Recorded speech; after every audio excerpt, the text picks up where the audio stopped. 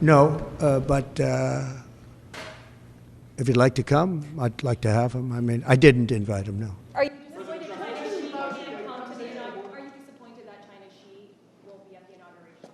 I don't know that he won't be at the inauguration. I mean, I haven't really spoken to him about it. I don't know that, actually. I would say that if he'd like to come, I'd love to have him. But there's been nothing much discussed. I have had discussions with him, letters, et cetera, at a very high level. You know, we had a very good relationship until COVID. COVID didn't end the relationship, but it was a bridge too far for me. But if he'd like to come, I'd certainly be. He hasn't, just so you understand, he hasn't said one way or the other. Because a lot of people say he won't come, he will come. People think he will come, he won't come. It's something we barely discussed, just about didn't discuss. But I have had,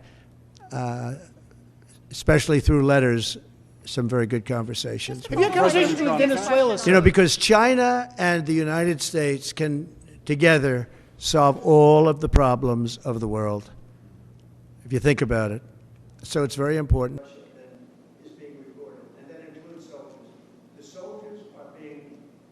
More difficult is going to be the Russia-Ukraine situation.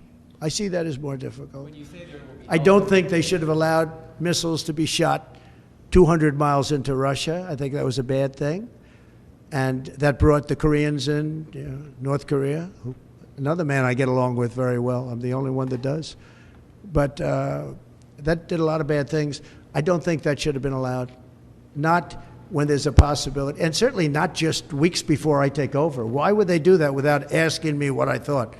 I wouldn't have had them do that. I think that was a big mistake they made. Will you reverse that decision when you're in office to let those I might, yeah. missiles be I thought it was a very stupid thing to do. And when you What should Zelensky, if anything, be prepared to give up to end this war? Do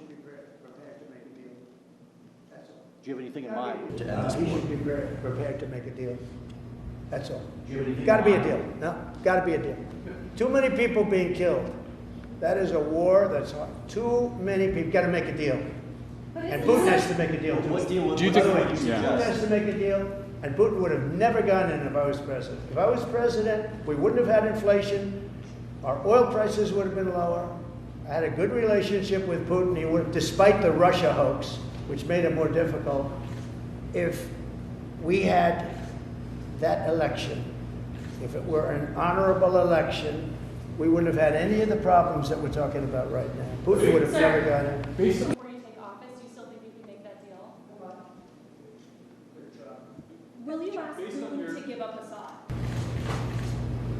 Well, I hadn't thought of it. I think we have to get on with our lives. We'll have to see what happens. But right now, Syria has a lot of, you know, there's a lot of indefinites. Nobody knows what's going to happen with Syria. But I think Turkey is going to hold the key to Syria, actually. I don't think you've heard that from anybody else, but I've been pretty good at predicting.